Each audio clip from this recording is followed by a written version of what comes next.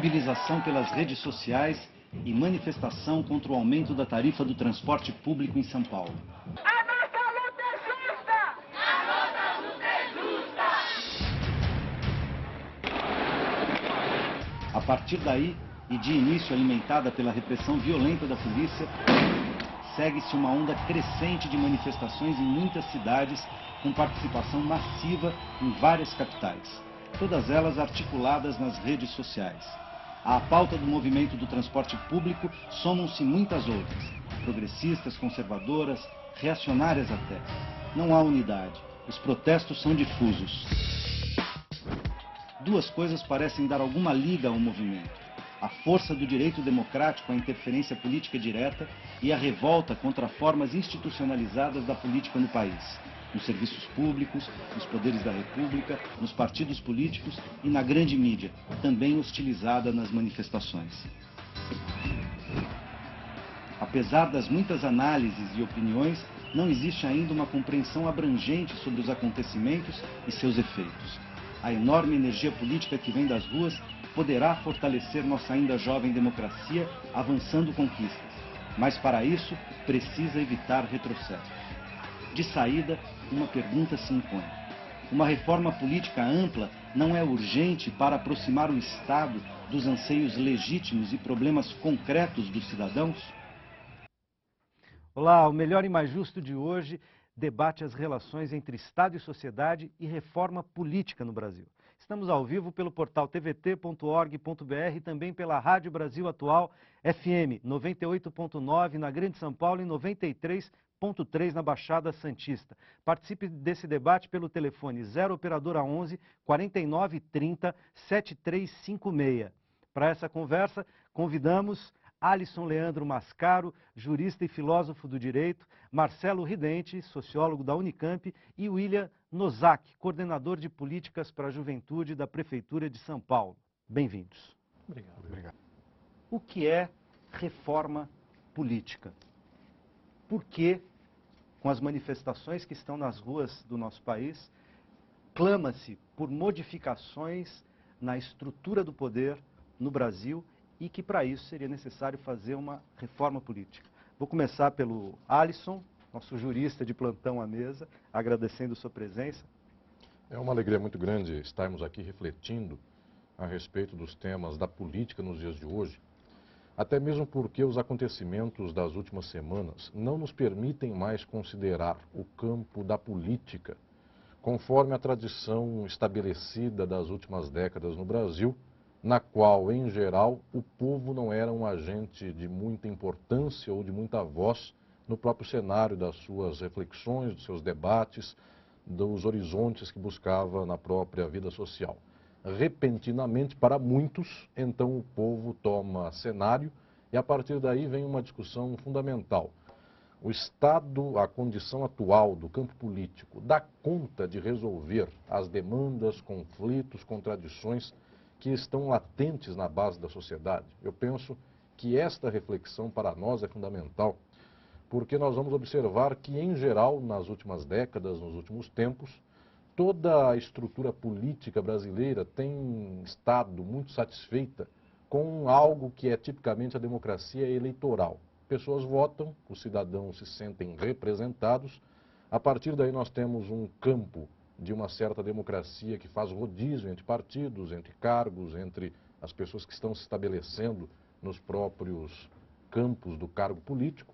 E nós observamos que isto, em algum momento, representa uma dificuldade muito grande em avançar com as demandas da sociedade em face das suas contradições. Portanto, as manifestações que explodem no Brasil, e não só no Brasil, elas já há muito tempo vêm explodindo por todo o mundo, inclusive no capitalismo central.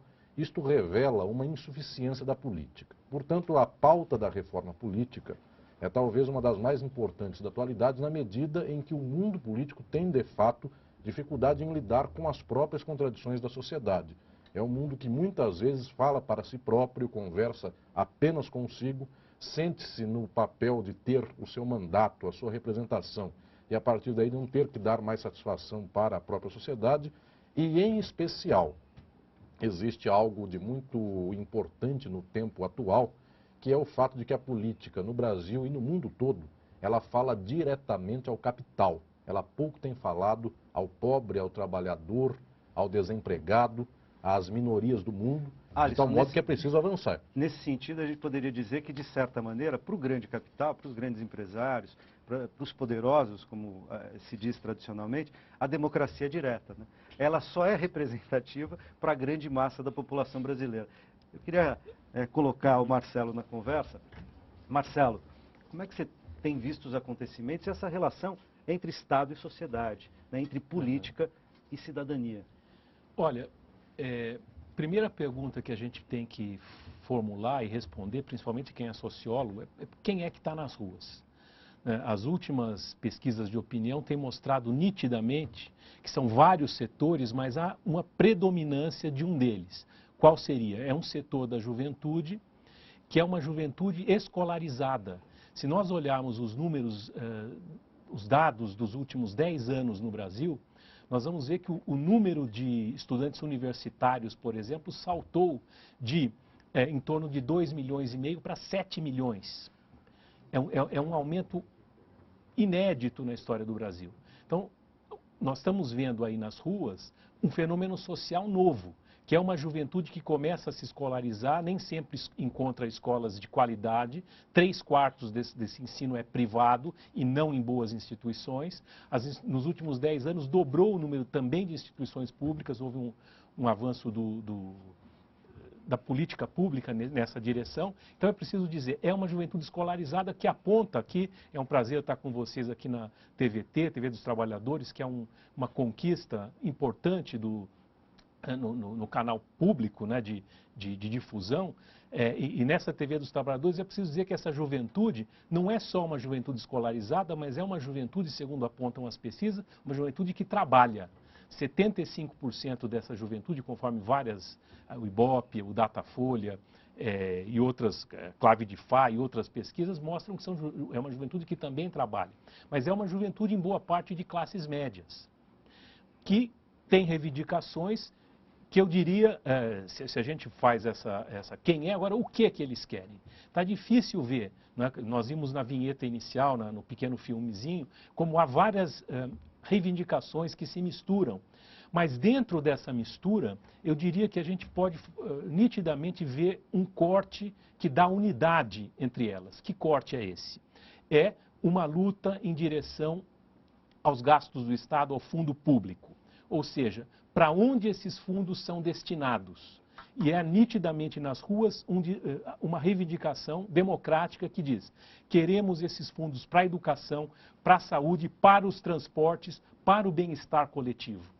E mais, né? Então, se a gente for traduzir nas velhas, no jargão, né? É uma luta pelo estado de bem-estar social. É uma luta pelo estado de bem-estar social que não é só pela apropriação, mas também aí vem a questão da reforma política, pela gestão desse fundo público. Ou seja, como é que nós vamos gerir a sociedade para gastar ou para usar esse dinheiro, essa enorme verba do Estado que está posta aí. Eu acho que esse é o jogo. William, entra na conversa, dizer, participando da Prefeitura de São Paulo, numa coordenação política de trabalho com a juventude, participou também de passeatas, né, nesse momento. Como é que você leu essa pulsação que vem das ruas? Como é que você está lendo, né, porque isso não acabou, essa pulsação que vem das ruas, e ao mesmo tempo como é que você projeta essa relação ou as transformações necessárias nessa relação entre política e cidadania? O professor Ridente faz um apontamento de um perfil geral dessa juventude muito bem sintetizado.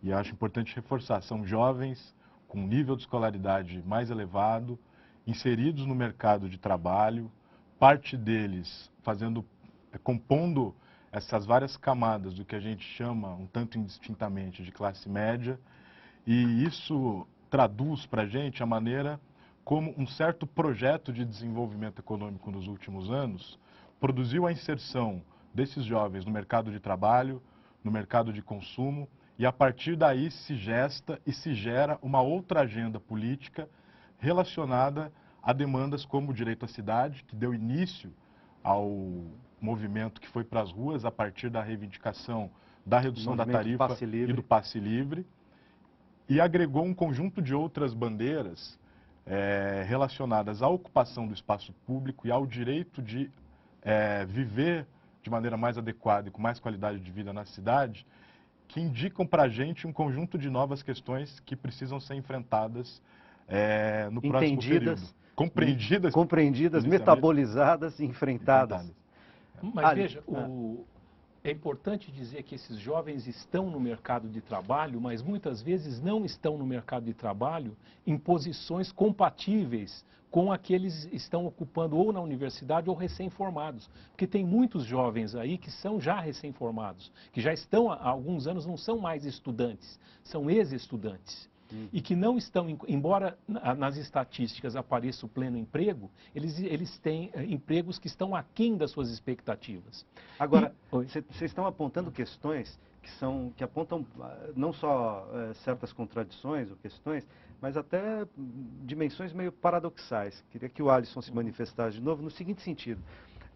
De certa maneira, as manifestações, sobretudo pensadas a partir dos segmentos de classe média, mais escolarizados, porque há outros dentro das manifestações, ela é bastante ampla, elas são muito amplas, mas, de certa maneira, as manifestações de insatisfação à estrutura do poder são resultado dos avanços, importantes avanços recentes do país. Como você disse, sair de 2,5 milhões de estudantes universitários para 7 milhões, aumento de vagas, aumento do nível de emprego, aumento dos investimentos sociais, maior protagonismo para movimentos sociais organizados, é verdade, mas, ao mesmo tempo, a manutenção de uma estrutura do Estado que permanece patrimonialista, discricionária, fisiológica na relação entre partidos, com muitíssimos partidos, partidos com baixo grau de representação e que viram vendedores de espaço na televisão, etc.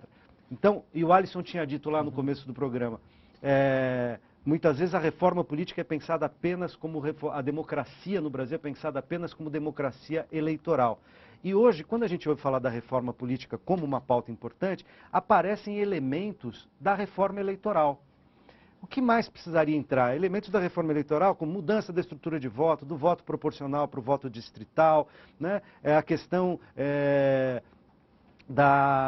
enfim, da financiamento público de campanha, a questão do voto obrigatório e assim por diante. São temas importantes, sem dúvida, mas de uma reforma política no campo eleitoral.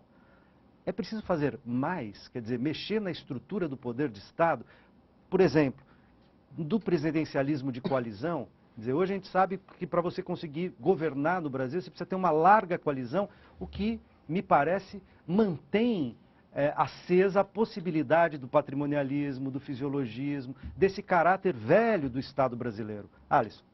Eu penso que a questão da mudança política estatal é um ponto fundamental e eu volto a ele mais para frente da nossa reflexão.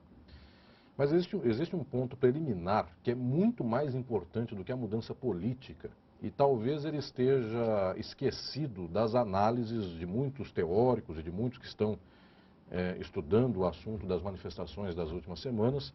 Esse ponto talvez seja fundamental. Qual é o modelo político-econômico de país do Brasil no presente momento?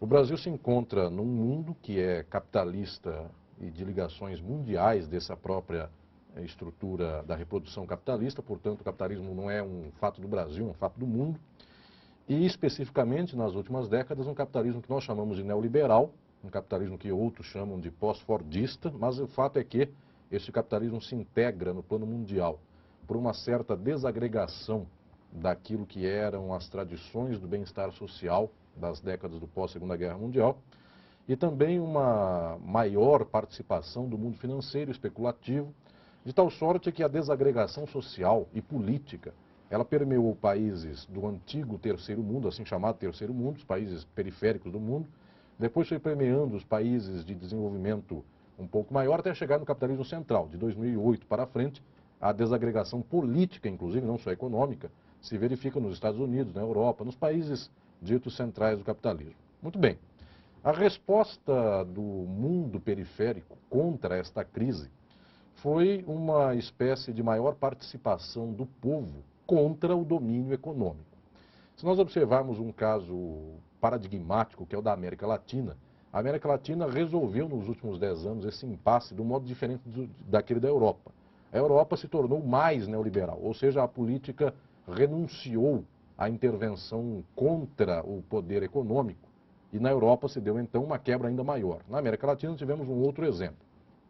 Talvez a crise, talvez as manifestações que agora chegam ao Brasil é exemplar de uma reflexão que todos nós devemos ter, que é a necessidade da política em ter um sustentáculo, não apenas no mundo político. Isto é fundamental para o nosso momento. A política está exprimida entre o poder do capital e o interesse do povo, e as explorações que se dão com o povo. Resultado, toda vez que a política tenta jogar nesse impasse, sem tomar partido de um dos lados, ela se torna enfraquecida, porque ela nem agrada ao capital, nem tem o povo ao seu lado. Se nós observarmos a resposta da América Latina mais à esquerda, sabendo que o capital ele possui na sociedade contemporânea um poder muito grande, um poder impactante, qual foi a solução, por exemplo, de países como a Venezuela, a Bolívia, o Equador, a Argentina, rompendo com o próprio FMI? Foi trazer o povo, conscientizar o povo, trazer as massas para entender a política e, portanto, jogar por este lado. O Brasil não jogou do lado do capital somente. Ele jogou numa espécie de transição que pudesse levar o povo brasileiro a um outro patamar. Mas, no entanto, é chegado o momento no qual se percebe que, sem ter o povo do lado e sem estar com o povo como sendo um elemento ativo do próprio mundo político, é impossível qualquer enfrentamento ao capital, ainda que mínimo. Resultado, a primeira questão da reforma política, ela não é sequer eleitoral, ela não é sequer aquilo que passa pela Constituição, pelo nível normativo brasileiro. Ela é uma mudança de paradigma no nível da própria organização da relação do Estado com a economia. De fato, o Brasil jogará um jogo que é do capital, ou então o Brasil jogará um jogo que é das massas. E ao jogar com as massas, ele está, em grande parte, contra o capital. Qual é a forma que isso apresenta nos dias atuais? Posso dar um palpite? Marcelo, você vai dar um palpite no próximo bloco. Antes da gente sair para o intervalo, eu quero aproveitar para mostrar aqui o livro recém-lançado do Alisson Leandro Mascaro, que está aqui conosco, Estado e Forma Política, no qual essas questões estão sendo debatidas em maior profundidade, tá certo? Perfeito. Valeu, então a gente vai para um rápido intervalo e a gente já volta.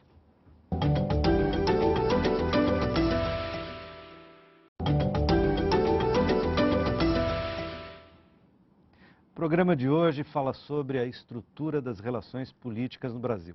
Durante todo esse período de manifestações, a mídia também exerceu um papel importante no registro histórico e interferindo nos fatos, né? A grande mídia, que no começo, em boa parte, adotou um discurso bem conservador, rapidamente mudou de lado ao perceber o tamanho da adesão popular e oportunidades para defender os seus próprios interesses. Mas foi na internet que o movimento conseguiu uma expressão mais democrática em muitas direções. Na opinião de vocês, essas manifestações trazem também um marco importante para a gente refletir sobre a comunicação e a mídia no Brasil? E mais, a reforma política, as transformações políticas devem regular também o custo e a espetacularização das campanhas eleitorais no Brasil?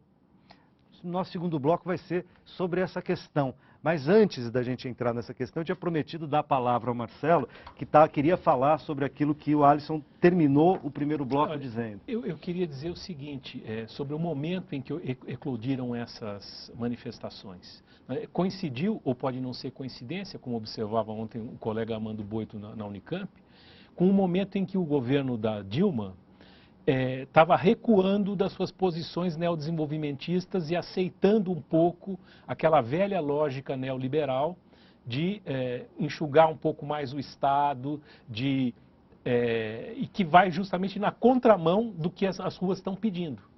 Então, é preciso... Em que sentido? Em que exemplos, né? Porque o Estado tem intervido, uma das críticas que o grande capital tem feito, e a grande mídia, por exemplo, é que a intervenção do Estado aparece muito fortemente na forma de subsídios, a determinados segmentos da indústria, né, as desonerações e assim por diante. Quer dizer, isso é mais Estado, não é menos Estado. Né? Não, mas havia uma política anterior, que era dentro, digamos assim, de um cenário internacional neoliberal, de alguma brecha para o neodesenvolvimentismo, que, digamos assim, os críticos de sempre diziam é muito Estado, etc., e que, de alguma maneira, ela estava começando a recuar ultimamente. Voltando à questão evitar a questão do preço do dólar, e outras, a volta no aumento dos juros, coisa de necessariamente conter a inflação, que evidentemente dando uma resposta ao mercado. Dando uma resposta ao mercado, quer dizer, as críticas que o mercado sempre fez. Mas as ruas parece que exigem, ao contrário, que haja um aprofundamento e uma democratização que vá contra o mercado, que vá no sentido da apropriação coletiva na saúde, no transporte, dos gastos do Estado.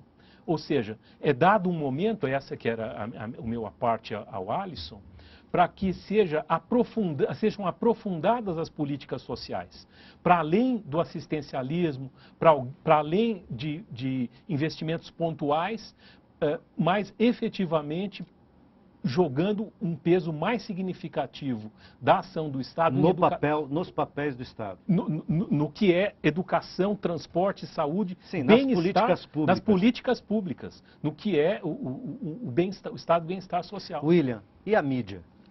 Como é que vocês veem a questão da mídia no Brasil e do papel político que a mídia desempenha na sociedade brasileira, notadamente nas últimas décadas, no processo de redemocratização e na nossa jovem democracia? Antes de chegar especificamente na questão da mídia, eu queria fazer uma observação sobre a fala do professor Ridente, porque eu acho que tem um cenário colocado de disputa sobre o sentido de para onde se pode caminhar essas manifestações. Eu concordo que, por um lado, há uma intensa força de reivindicações que sinalizam no caminho de uma busca e de uma intensificação por melhores serviços públicos, mas, por outro lado, é preciso se tomar cuidado também com a linha muito tênue que existe entre essa reivindicação por ampliação e melhora dos serviços públicos e a leitura de um Estado mínimo, porque as manifestações que foram para a rua, elas, inicialmente, a partir do mote da redução da tarifa, elas ensejaram esse debate sobre os serviços públicos, por um lado. Mas, por outro lado, algumas das pessoas que estavam nas ruas estavam pedindo redução das tarifas, não com o espírito de ampliação e de democratização do acesso aos serviços públicos, mas com uma leitura, na minha opinião equivocada, mas que estava presente nas manifestações, de que o Estado arrecada muito, utiliza mal o dinheiro, então é preciso reduzir qualquer tipo de gasto que incida sobre o bolso dos cidadãos. Eu não acho que esse é o sentido para onde está caminhando as manifestações, mas eu essa acho que era disputa teve presente. isso no movimento, né? Era minoritário, mas essa disputa teve presente. Essa leitura, ela inclusive mostra para a gente a maneira como a gente precisa dialogar com uma geração que está indo para as ruas agora, e se a gente observar o perfil dos jovens que foram para as ruas, muitos deles estão participando da primeira manifestação. William, só sem querer te interromper, já te interrompendo, para parafrasear um apresentador famoso da televisão brasileira, nós estamos com um estudante do Mackenzie, Adriano Caldeira, está me contando aqui, que tem uma pergunta, está ao telefone, e tem uma pergunta para fazer diretamente ao professor Alisson. É isso? Adriano? É isso. Pode falar, Adriano? Pois não, está me ouvindo? Estamos te ouvindo perfeitamente, você está nos ouvindo?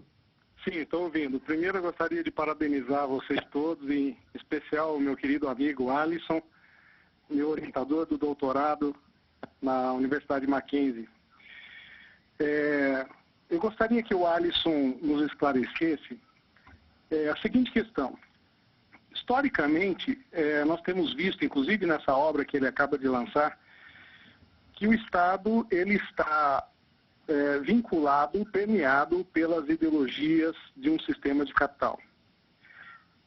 De que modo o Estado reúne condições atualmente para se desvincular dessas ideologias de modo a estabelecer de maneira real as mudanças que as ruas estão pleiteando. Obrigado, Adriano. Muito bem. Eu Alisson. cumprimento a professora Adriano Caldeira, que é professor do Mackenzie, é meu orientando de doutorado lá na nossa pós-graduação em Direito Político e Econômico. A pergunta do Adriano é fundamental, porque quando se falar em mudança política no Brasil de hoje, há de se perguntar qual é a possibilidade que tem o campo do Estado e da própria política em fazer uma alteração que não é de si própria. A alteração é de si e da sociedade, porque ninguém se altera simplesmente para o seu próprio campo. Quando o Estado se modificar, modifica a sua relação com a sociedade e, por tabela, a própria sociedade.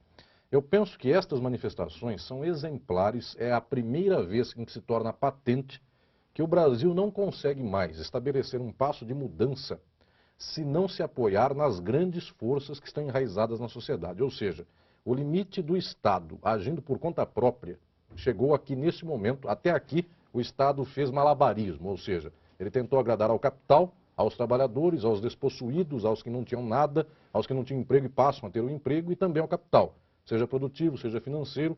Foi uma espécie de malabarismo estatal agradando a todos. No entanto, chega um momento em que isso é impossível. Resultado, só existem duas tradicionais forças do presente momento para fazer com que o Estado se modifique e modifique a própria sociedade. Que forças são essas? O capital e o povo. A solução dos Estados Unidos, da Europa e do capitalismo central foi a de agradar ao capital, e está sendo a de agradar ao capital. Portanto, se quebra um grande banco, socorre este banco. Se quebra a expectativa do mercado financeiro, socorre essa expectativa. De tal sorte que a Grécia vai quebrando, Portugal, Espanha, Itália, pode beirar a França, os Estados Unidos também chegam a um momento de muita dificuldade, mas sempre se agrada ao capital. A outra solução, que muitos inclusive se tomam isto como ofensa, a solução, por exemplo, da Argentina no momento da crise de 2001, no momento da Venezuela, no momento da Bolívia, do Equador, foi tomar partido do povo. Aí sim, o povo, falando diretamente, dá poder, inclusive à condução estatal, para que vá para um outro sentido. Portanto, no atual momento, quando o Estado tem que definir para onde vai, a pergunta fundamental não é nem sequer o que ele vai fazer na sua reforma, mas para quem, para que forças sociais ele vai falar no presente momento. Eu penso que é a solução que mostrará o Brasil dos próximos anos, do lado de quem ela estará, Alisson, do capital ou do povo. Aproveita e coloca a questão da mídia aí, porque na linha do que você está falando, a grande mídia comercial, ela responde a interesses do capital, que aliás é quem a financia Perfeito. Diretamente. Perfeito. Então, ela não é um interlocutor imparcial nesse debate, ou é? De modo nenhum. Daí que o enfrentamento do capital em favor das massas, ou seja, trabalhadores, despossuídos, explorados, minorias, todos os que estão de alguma maneira, muitos os que estão de alguma maneira falando nas manifestações do presente momento, o papel da ideologia é fundamental em toda a construção da articulação do povo com a própria sociedade, com o Estado. O povo sofre. E como é que o povo sabe do seu sofrimento? Ele percebe isto existencialmente, ou seja, ele se desloca do extremo da periferia de uma grande cidade até o local do seu trabalho, a indústria, o comércio, o local de serviços, e ele percebe pelo seu corpo, pela ausência de tempo para cultura, para diversão ou para descansar, ele percebe que a vida dele é uma vida de explorado. No entanto, como é que ele sabe se ele é explorado ou não? Ele vê pela televisão se ele deve ou não ser feliz. Ele vê pelo exemplo da novela. Ele liga um jornal na televisão e o jornal da televisão lhe diz que tal pessoa é a culpada da crise, a outra não é. Tal coisa é a correta, tal outra não é. Resultado, o povo é explorado e não entende a sua exploração, por conta dos grandes mecanismos, são os aparelhos ideológicos de Estado que formam a sociedade. Eles continuam iguais, televisão, jornais, aquilo que forma os valores do povo, até a religião, porque a religião também ensina ao povo. Está assim porque Deus quer, está assim porque você fez tal ato, se fizesse de tal outro jeito seria diferente. Resultado, quando nós não enfrentamos os grandes meios que formam a ideologia do povo, nós não damos ao povo as condições de entender quais são seus grandes impasses. De tal modo que o que nós vemos em geral na sociedade capitalista do presente momento, e historicamente o capitalismo é assim, nós vemos um povo inteiro explorado, mas que se entende por meio dos grandes meios de comunicação de massa E por causa disso, o povo não se vê como explorado. O resultado, quando o povo vai à tem um rua, outro elemento. é conservador. O nosso risco aí é achar que nunca nada vai mudar, porque se há uma manipulação total da mídia na cabeça das pessoas, nada muda. E tudo prova que muda. Tanto que o próprio tratamento da mídia, quer impressa, quer televisiva, mudou ao longo dos acontecimentos. Mas daí a necessidade da democratização dos meios de comunicação, porque isso facilitaria ainda muito mais a possibilidade do povo se entender. Mas isso é fundamental. essa difícil tensão entre a acomodação e a transformação, ela tem um elemento novo que apareceu nas manifestações e que a gente precisa levar em consideração também. Que Porque são para as além redes das sociais. mídias tradicionais, as redes sociais jogaram um peso importante. A maneira como as redes articularam os novos atores que foram para as ruas, a partir de diálogos muito mais rápidos e de interações na rede, também se mostrou um espaço que pode jogar um peso e que nessa contribuiu, dinâmica de ao meu tensão e ver, para a acomodação. virada dos meios de comunicação na cobertura, porque há aí uma disputa por legitimidade do meio. Ou seja, eles estavam se sentindo ameaçados pela internet. Eu acho que não é também desprezível o aumento na participação das pessoas com o aumento da cobertura que foi dada pela televisão, ainda que tenha sido uma cobertura muito tendenciosa, jogando um pouco a coisa como se todos os problemas do Brasil estivessem na corrupção. Ou seja, todas as coisas podem ficar como está, é só colocar políticos limpos que tudo se resolve. Não, a gente sabe que é muito mais fundo do que isso. Um conjunto de reducionismos enormes, né? Uhum. Os manifestantes pacíficos e os baderneiros e os vândalos, dicotomias... Mas no começo todos eram vândalos, né? Depois foi mudando. Depois tentou-se fazer separações por categorias, o bem e o mal, quer dizer... São reducionismos que não cabem numa análise um pouco mais consistente, mas me parece, inclusive, William, na direção que você está falando, que nesse sentido, então, o MPL, o Passe Livre, né? MPL, o movimento Passe Livre foi exemplar, porque além de vir trabalhando essas questões nas redes sociais já há alguns anos, ele parte de uma pauta enxuta, de uma pauta que sugere pouca oposição, quer dizer, o transporte, ela não é uma pauta como uma pauta moral, né? A questão do direito à união civil estável entre homossexuais, por exemplo, que são uma pauta mais polêmica no seio da sociedade. Então, uma pauta menos polêmica, portanto, com menos reações imediatas, uma pauta que não vai direto aonde eles querem, né? Não é a tarifa zero direto, primeiro é a revogação do aumento, e como um caminho, uma estratégia, um caminho para chegar, para ir ampliando aos poucos as demandas populares. Então, a partir da discussão sobre o transporte, eu posso discutir o direito à cidade. A partir da discussão do direito à cidade, eu vou discutir saúde, educação, estrutura do Estado.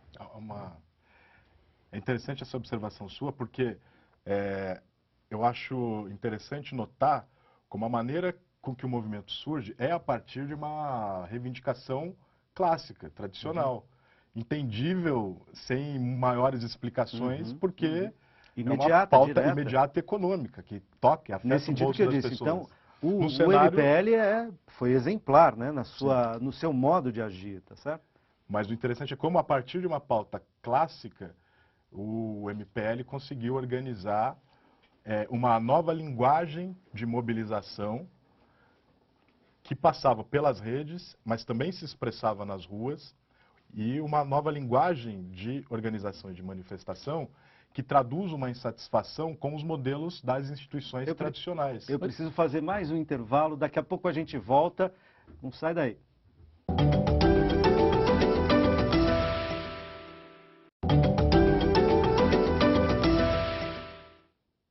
Hoje, o Melhor e Mais Justo discute os desdobramentos das relações entre política e cidadania, a partir da reflexão sobre reforma política. Apesar de tamanha diversidade, a voz das ruas traz à tona a insatisfação com os modos de se fazer política no Brasil, que muitas vezes serve a interesses do poder econômico e se estabelece como um balcão de negócios políticos e econômicos. A gente falou disso nos 2 primeiros blocos.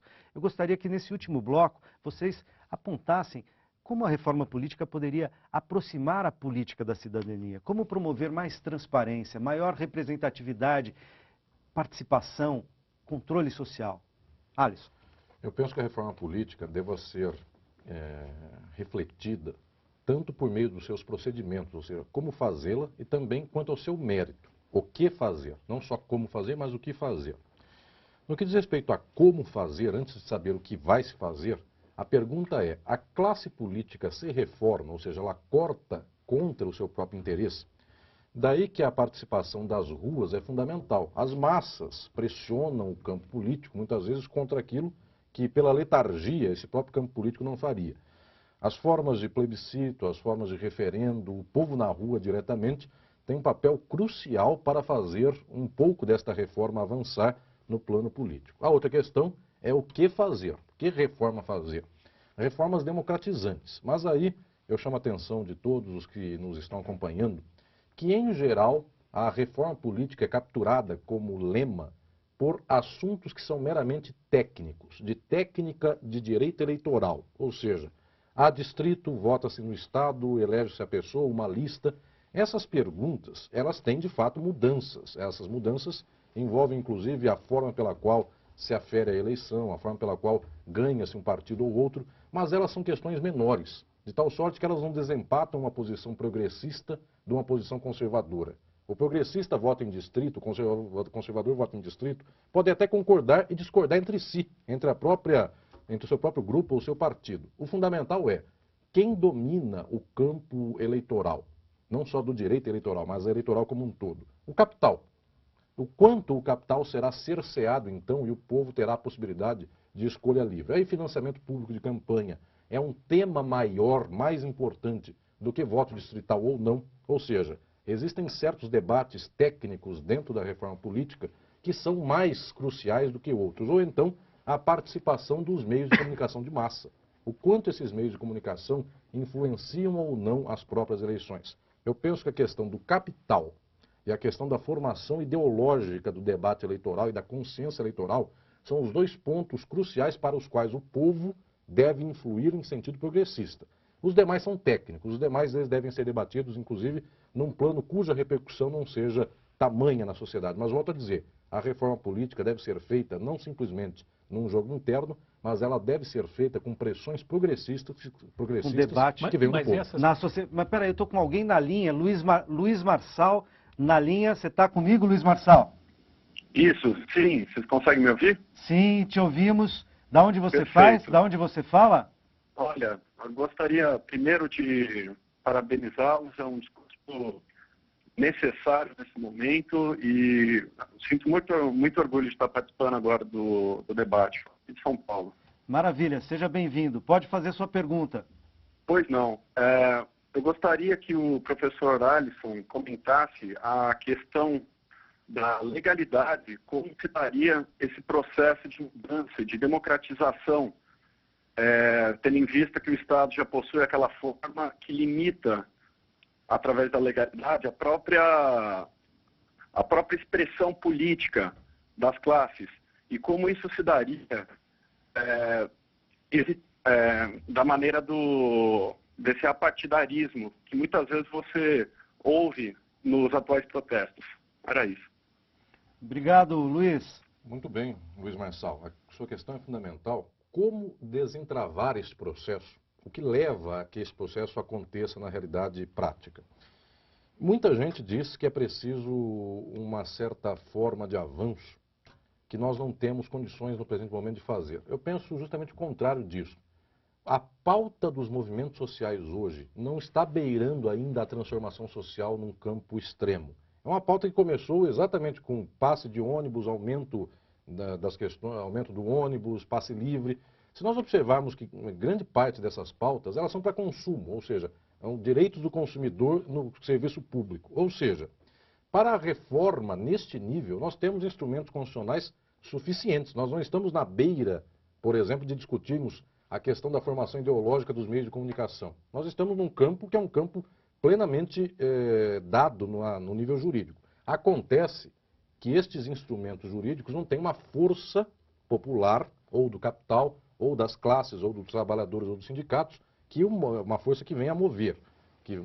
Por Portanto, si só, eles não farão a reforma quem faz nenhuma. isto, não juridicamente. O problema, então, não passa a ser de legalidade, mas passa a ser exatamente das forças sociais ativas. Quem são elas no dia de hoje? Da política, Marcelo. Mas as forças sociais ativas, eu acho que, como você disse agora, embora a gente possa desejar, né, que houvesse uma transformação mais de fundo, isso não está na pauta hoje. Nem no Brasil e nem mesmo nesses países que você citou da América do Sul. Mas é perfeitamente possível pensar um aprofundamento de reformas socializantes dentro da ordem estabelecida. Eu acho que é isso que se cobra agora. Por exemplo, se a gente fosse pensar a reforma agrária, que é uma coisa que ficou... O agronegócio foi tomando um rumo tal que a reforma agrária ficou para trás. Se nós pensarmos um investimento mais decisivo em transportes coletivos no Brasil, um aprofundamento, uma melhora na qualidade do ensino desde o primário até o superior. Ou seja, eu diria, é possível, de algum modo existe hoje um pacto social velado, que se dá entre os trabalhadores, uma massa empobrecida da população de modo geral, setores de classes médias, e existe uma parte do capital brasileiro, né, que de algum modo tem sido incentivado por financiamentos do BNDES, por exemplo, durante no segundo governo do Lula e no Dilma, no que configurou o chamado neodesenvolvimentismo. Isso, em contrapartida, era dado para a maioria da população algumas medidas assistenciais. Isso teve o seu mérito, mas isso parece que está se esgotando. O sinal das ruas que eu detecto é que nós não queremos só, né, matar a fome, nós não queremos só o mínimo dos mínimos. Nós queremos mais participação política, nós queremos aprofundar as conquistas num sentido coletivo, o que envolve, ao meu ver, uma repactuação na sociedade. Quer dizer, não dá, ao meu ver, para eliminar o capital nesse momento, nem os grandes conglomerados de mídia, mas dá para virar o jogo no sentido em que essa frente de várias classes, frações que de algum modo dão sustentação ao atual governo, possam ter um sentido social mais abrangente, mais fundado nos interesses das classes trabalhadoras. William. O que me chama a atenção é a maneira como esse movimento e esse caldo todo de efervescência que se colocou nas ruas, ele traz uma nova pauta política que a gente precisa olhar com cuidado, para que as respostas possam potencializar os movimentos que estão na rua de uma maneira mais adequada. Eu quero voltar ao exemplo do que aconteceu aqui em São Paulo com o início das movimentações a partir do passe livre. Uma discussão mais consistente sobre a redução da tarifa ou sobre o próprio passe livre nos municípios exige um debate sobre a reforma tributária, exige um debate sobre a maneira como se financia o transporte.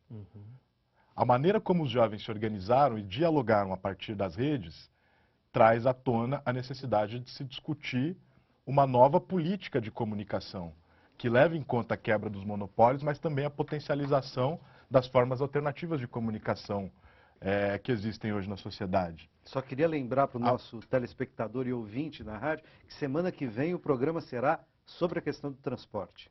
Só para continuar, a maneira como se revelou a insatisfação com relação não só à política, mas a inabilidade ou a demora nas respostas e no processo decisório, nos leva a pensar sobre a necessidade da reforma política. Então tem uma pauta estrutural que passa, ao meu ver, pela reforma tributária, pela reforma da comunicação e pela reforma política, que a gente precisa tratar com cuidado. E talvez o cenário que se abre é um cenário para a gente começar a delinear melhor o que a gente quer para essas três áreas. E aí eu vejo como uma maneira muito positiva o governo utilizar esse momento para trazer à tona a reforma política. Mas também a gente precisa considerar que as movimentações que estão nas ruas, em que pese a insatisfação com relação à política, aos processos decisórios e às demandas por mais participação, a continuidade delas passa mais por reivindicações relacionadas aos direitos civis, aos direitos individuais. Os jovens continuam indo na rua depois do turbilhão das últimas semanas agora, para tratar de questões relacionadas à criminalização dos homossexuais, para tratar das questões relacionadas ao aborto, para tratar das questões relacionadas à mortalidade dos jovens negros, pelo menos a partir da realidade de São Paulo. É claro que o movimento é variado. Não, mas o transporte não está nessa agenda, a saúde, a educação não estão nessa agenda, né? E fora uma agenda genérica, mas que faz parte inclusive simbolicamente da insatisfação, da revolta, que é a ideia de um Estado corrupto, que precisa ser combatido na sua estrutura para poder vencer, ou pelo menos mitigar, diminuir os níveis de corrupção. Além disso... Mas veja, o tema da corrupção não é só um tema da direita. O problema é reduzir tudo à corrupção. Mas o Pepe Mujica, o presidente do Uruguai, seria um ótimo exemplo para as nossas autoridades seguirem. Uma vida simples, sem nenhuma regalia, sem carros oficiais. No seu pequeno sítio. No seu pequeno sítio, né? Não precisa chegar a tanto, mas eu diria que há um aspecto ético-moral que é importante e que não é só de direita. Basta lembrar, por exemplo, né, que o PT, no início, era um partido que tinha como uma das suas bases, como dos seus pilares, né, uma certa moralização no sentido positivo da política brasileira. A questão é, a maneira como é organizada essa sociedade, de alguma maneira, leva a que se façam, enfim, que não se possa... É preciso reformas que impeçam, né, a malversação dos fundos públicos também. Então, Marcelo, e só para a gente concluir, nosso tempo está chegando ao final, eu queria 30 segundos para cada um, para pensar o seguinte, quer dizer, me parece que há uma potencialidade bastante grande nessa presença da sociedade nas ruas, nessa participação direta da sociedade na política, que se deu de maneira relativamente repentina. E aqui, então, a gente tem oportunidades e riscos, a gente tem potencialidades e perigos. Potencialidade de aprofundar, de aprimorar nossa democracia, de aprofundar mecanismos de participação social, de levar adiante conquistas dos últimos anos no Brasil, né? E, ao mesmo tempo, de superar problemas, alguns históricos. Agora, para fazer isso, a gente vai ter que evitar retrocessos. Quer dizer, me parece, evitar retrocesso significaria dizer, está vendo? Já que a política é sempre problemática, então é melhor não ter política. Contra os partidos, é a volta de regimes autocráticos, autoritários, ditatoriais. Como fazer isso? 20 segundos para cada um e só para a gente fechar. Marcelo. Eu diria o seguinte, embora exista esse risco... Muito rápido, tá? Embora exista esse risco, ele não está no horizonte imediato. O problema se essas reivindicações que ficaram bastante represadas explodirem momentaneamente, talvez se desfaça completamente esse pacto que existe de algum modo com um setor do capital que apoia o governo do PT, né, e de haver um medo deles, eventualmente, de derrocada do sistema. Ok. William, 15 segundos, porque o Marcelo roubou uns 20 de você e do Alisson. Eu acho que esse medo é legítimo, esse receio, essa ressalva que você coloca, mas acho que, sobretudo, o momento é de novidade e a gente precisa estimular e dar vazão para essa ocupação das ruas, para essa ocupação das redes que tem acontecido. Eu fico tentando fazer comparações históricas, que às vezes são indevidas, mas eu fico me lembrando do período de emergência do novo sindicalismo, do PT, onde os velhos comunistas diziam, a gente precisa politizar o Lula, a gente precisa politizar os novos sindicalistas. Ainda bem que não politizaram nesse sentido, porque assim se pôde pensar um país diferente. E a mesma coisa está colocado agora. Alisson, rapidamente, por favor. A força da política, do Estado, ou de qualquer um que queira lutar progressistamente é o povo. E o povo, para que seja esclarecido, é preciso que nós façamos uma disputa ideológica, ou seja, que ideias, valores e esperanças nós queremos para a nossa sociedade. Essa é a luta. Maravilha, muito obrigado a vocês, agradeço também a você que nos acompanhou até aqui. A gente se encontra na próxima quinta-feira ou a qualquer momento pela internet. Forte abraço.